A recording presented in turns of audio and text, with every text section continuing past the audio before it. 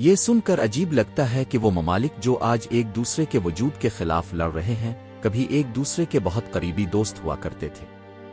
جی ہاں، ہم بات کر رہے ہیں ایران اور اسرائیل کی۔ یہ کوئی عام دوستی نہیں تھی بلکہ ان دونوں ممالک کے رہنما خفیہ طور پر ملتے تھے، تحفے دیتے تھے اور خفیہ معاہدے کرتے تھے۔ ان کی دوستی کی مثالیں بھی دی جاتی تھیں۔ بہت سی باتیں ہیں لیکن سب سے حیران کن بات یہ ہے کہ آج جس نیوکلیئر پروگرام پر اعتراض کیا جا رہا ہے وہ دراصل ایران کو اسرائیل اور امریکہ کی طرف سے دیا گیا تھا۔ لیکن کیسے؟ ایران اور اسرائیل کب دوست بنے؟ اس دوستی سے کون جلتا تھا؟ آیت اللہ کے نظام نے اسرائیل کو ہتھیار کیوں دیے؟ اور وہ کون سا لمحہ تھا جب یہ گہری دوستی دشمنی میں بدل گئی؟ ناظرین، اس دوستی کی جڑوں کو سمجھنے کے لیے ہمیں تھوڑا پیچھے جانا ہوگا جب مشرق وسطیٰ بالکل مختلف تھا۔ یہاں سلطنت عثمانیہ کی حکومت تھی جو پہلی جنگ عظیم کے بعد 1922 میں ختم ہو گئی۔ اس کے بعد یہاں برطانیہ کا قبضہ ہو گیا اور عرب قوم پرستی ابھرنے لگی۔ عرب لوگ عثمانی سلطنت سے آزاد ہو چکے تھے اور وہ اپنا الگ ملک بنانا چاہتے تھے۔ دراصل پہلی جنگ عظیم میں عثمانی سلطنت کی شکست کی ایک بڑی وجہ یہ بھی تھی کہ عربوں نے اندر سے برطانیہ کا ساتھ دیا تھا اس وعدے پر کہ آزادی کے بعد انہیں اپنا ملک بنانے دیا جائے گا۔ لیکن اس خطے میں برطانیہ اور عربوں کے علاوہ ایک اور طاقت تھی جسے عرب قوم پرستی سے شدید مسئلہ تھا، اور وہ تھا ایران۔ اس وقت ایران ایک طاقتور ملک تھا اور یہاں کے لوگ عربوں کو کمتر سمجھتے تھے۔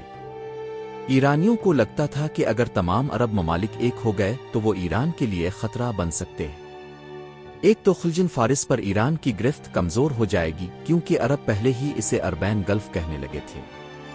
دوسری بات یہ کہ ایران میں شیعہ مسلمانوں کی اکثریت تھی جبکہ عرب زیادہ تر سنی مسلمان تھے۔ اگرچہ دونوں مسلمان ہیں لیکن تاریخ میں ہمیشہ ایک خاموش مقابلہ رہا ہے کہ اسلام کی نمائندگی کون کرے گا۔ ایران کے بادشاہ محمد رضا شاہ پہلوی کو خوف تھا کہ سنی اثر و رسوخ ایران تک نہ پہنچ جائے اور ان کی حکومت ختم نہ ہو جائے۔ لیکن کسی کو کیا معلوم تھا کہ یہی ایران ایک دن ایک بڑا دوست ڈھونڈ لے گا۔ پھر آیا سال 1948 جب اقوام متحدہ کے اعلان کے بعد اسرائیل کا قیام عمل میں آیا۔ جیسے ہی اسرائیل بنا، ارد گرد کے عرب ممالک نے اسے فلسطینیوں کے ساتھ ناانصافی سمجھا اور اس پر حملہ کر دیا۔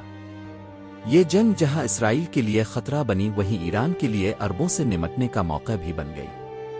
دراصل ایران کو اسرائیل سے اتنا مسئلہ نہیں تھا جتنا عرب ممالک کے بڑھتے اثر و رسوخ سے تھا۔ یعنی جب عرب اسرائیل سے لڑ رہے تھے، ایران اسرائیل کی طرف جھک رہا تھا۔ دوسری طرف اسرائیل کو بھی محسوس ہوا کہ اسے غیر عرب اتحادیوں کی ضرورت ہے۔ اسی لیے اسرائیل کے پہلے وزیر اعظم ڈیوڈ بین گوریون نے ایک پالیسی بنائی جسے پریفرل ڈاکٹرن کہا جاتا ہے۔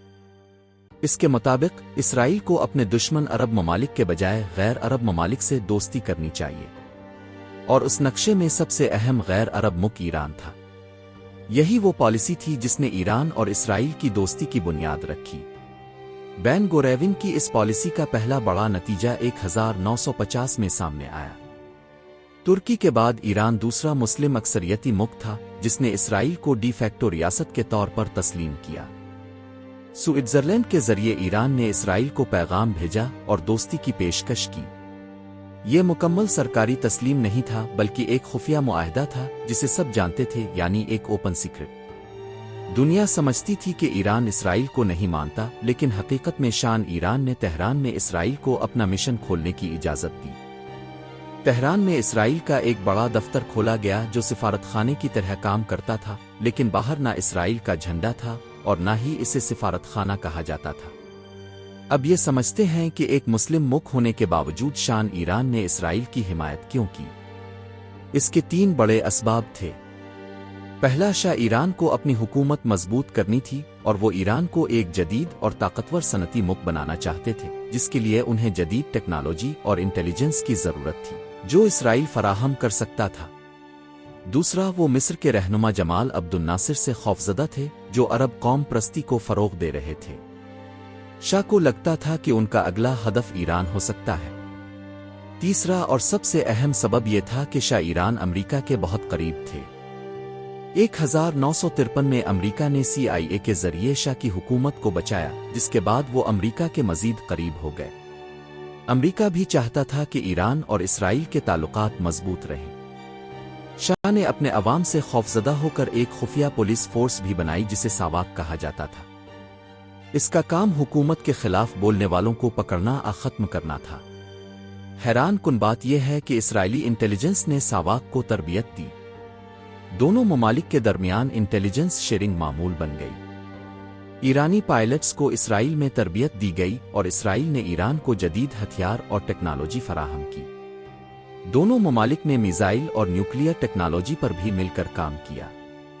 ایران کا نیوکلیئر پروگرام، جس پر آج اعتراض کیا جاتا ہے، اسی دور میں شروع ہوا۔ 1957 میں امریکی صدر ایزنہاور نے ایٹمز فار پیس پروگرام شروع کیا، جس کے تحت ایران کو 1967 میں پہلا نیوکلیئر ری ایکٹر دیا گیا۔ معاشی طور پر بھی یہ تعلق بہت مضبوط تھا۔